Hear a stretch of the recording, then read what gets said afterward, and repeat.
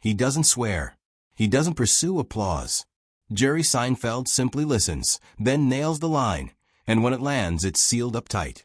For decades, Seinfeld has taken apart the timing of humor like a scientist.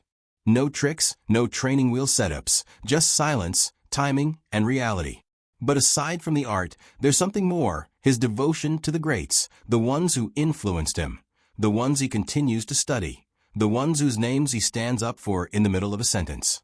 He doesn't play noise. He plays control. Eddie Murphy, Rodney Dangerfield, Richard Pryor. Their names are used constantly. But Jerry's roster is different. It's not popularity. It's purity. And when Seinfeld identifies his six, it is not a list. It is a snapshot, a hall of fame etched in timing and taste. He has seen 1,000, but few stopped him dead, rewound, and he would say, that's it. The best. The material that was good in 1965, good in 1995, and good tomorrow. Those are the six comedians Seinfeld deems untouchable, clean, wild, rebellious, or quiet. And why nobody else has ever made him laugh the same way since. Number 1, Richard Pryor. Some comedians joke. Richard Pryor joked about the truth, and made it damn funny. When Seinfeld declared Pryor his North Star, it wasn't a throwaway line. Pryor revolutionized comedy, but more importantly, he revolutionized comedians. He told them they could go further, and Seinfeld listened. Seinfeld has referred to watching Pryor in interviews as not having watched stand-up, but having watched a person confess. According to Pryor, the truth is funny.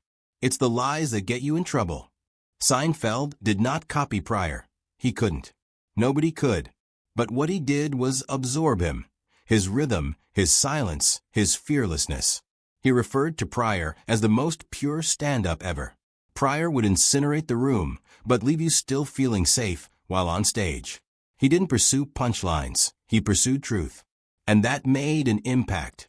While other comedians pursued trends, Seinfeld learned from Pryor's authority. How he took his time, leaned into pain. He referred to Pryor's performances as orchestral because they possessed range, build-up, and heartbreak. And not just the comedy, but the integrity. Pryor walked away from giant paychecks if they didn't sit well. He incinerated himself, literally and figuratively, and returned with a mic in his hand. When Seinfeld speaks a voice, he means this, standing on a stage and not hiding. Pryor did that night after night, broken, raw, and funny.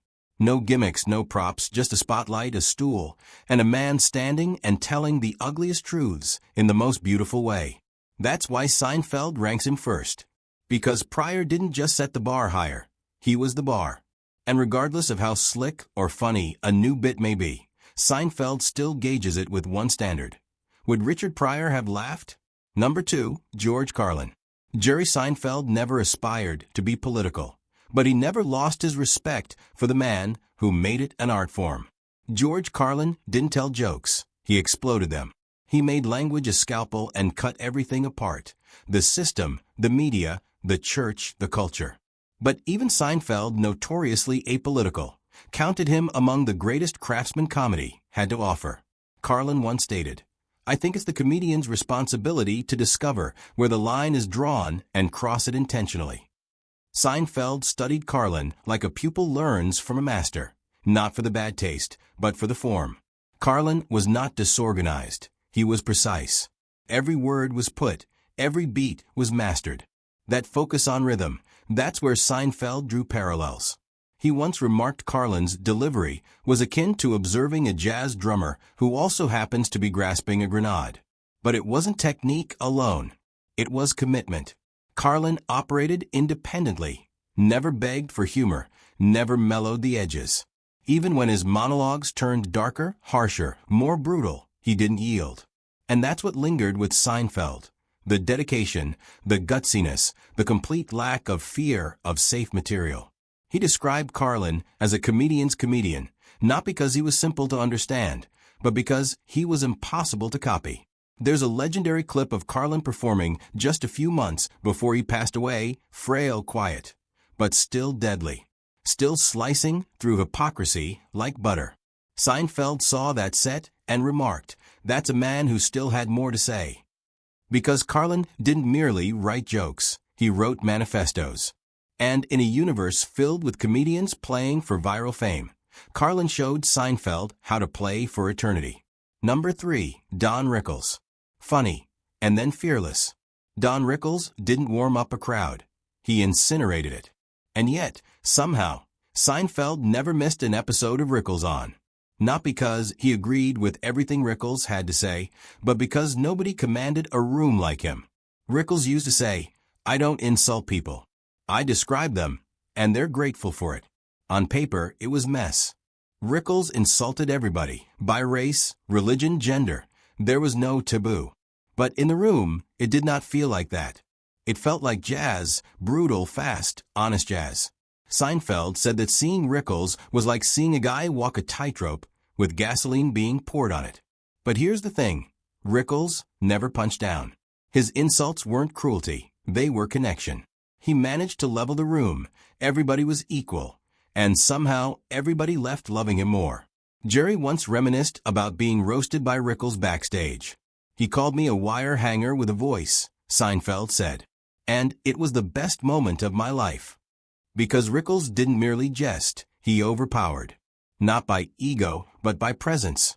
His timing, his surprise, lightning in a tuxedo.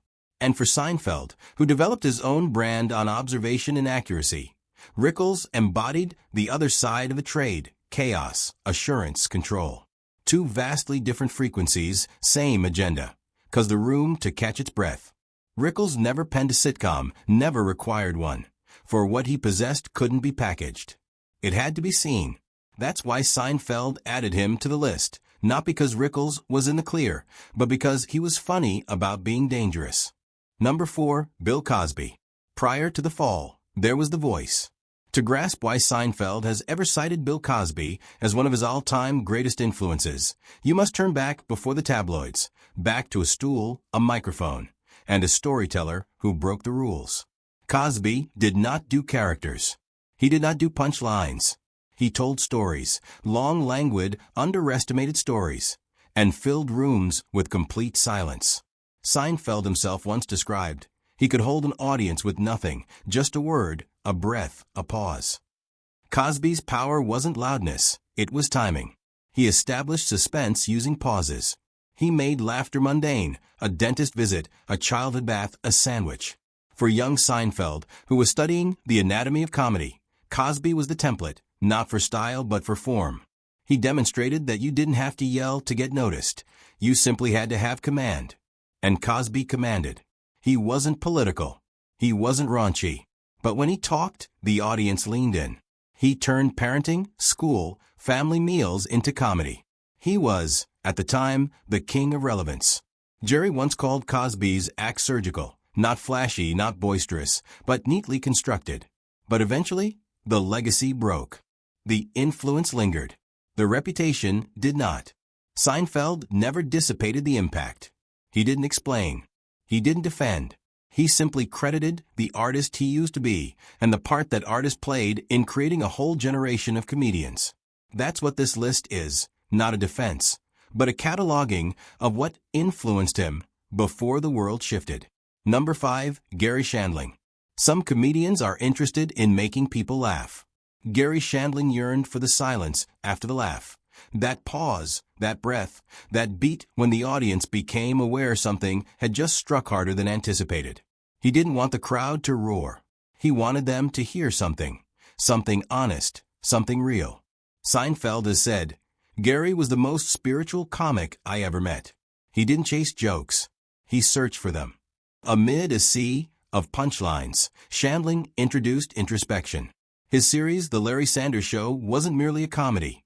It was therapy in the guise of late-night satire. Vulnerability as a literary tool. Insecurity as art. Seinfeld understood. The one time Gary wasn't doing comedy was when he was showing it to you. Most comedians kept a persona between themselves and the audience. Not Gary. His stage character was the real one, the neurotic, searching, self-conscious one. He didn't flatten himself out for them. He gave them all the sides. And Seinfeld admired that. They weren't close at first, but they grew to become so, based on shared fixation with timing, tone, and emotional precision. When Gary passed away, Seinfeld referred to him as one of the most original voices in comedy. Not because he spoke crazy things, but because he spoke true things. And because Gary recognized something that most comics don't, that silence is not failure. It's space. Space for something meaningful to fall. That's why he creates this list. Not because he swapped audiences, but because he swapped comedians. Number 6, Brian Regan. If Jerry Seinfeld is the surgeon, Brian Regan is the acrobat. He doesn't step onto a stage, he bounds. Eyes open wide, limbs waving wildly, voice cracking. He's not merely reciting the joke, he's within it. Seinfeld has said, Brian Regan is one of the funniest stand-up comedians alive. Period. It wasn't the material, it was the way he did it. As if a cartoon character broke into the real world. While most comedians gazed condescendingly at their crowds, Brian gazed over them, as if equally perplexed by life, equally stumped by dumbness. And that made him lethal. Because beneath all the goofiness, Regan was incisive. His delivery was slapstick, but the writing was bulletproof. Each pause counted. Each expression carried significance. Seinfeld had a lot of respect for that. In a world where comedians tend to get edgy or cynical in order to be noticed, Brian remained pure and yet managed to annihilate every room he entered. That wasn't a weakness. That was a strength. Seinfeld was grateful for such restraint, such dedication, such faith in the art. They finally had a tour together, and backstage, Jerry was just another guy standing in awe of a genius working. Brian Regan doesn't yell to make himself heard.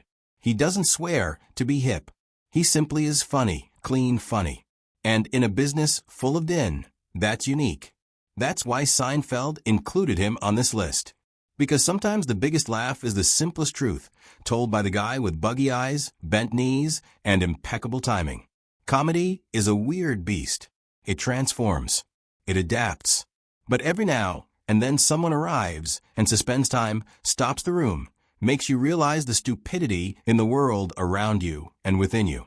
That's what these 6 comedians did for Jerry Seinfeld. They weren't merely comedic, they were necessary. They advanced the art because they were irretrievably themselves. No mask, no script, pure, sheer timing, and a tone no one could hope to copy. And that's the ultimate challenge, isn't it?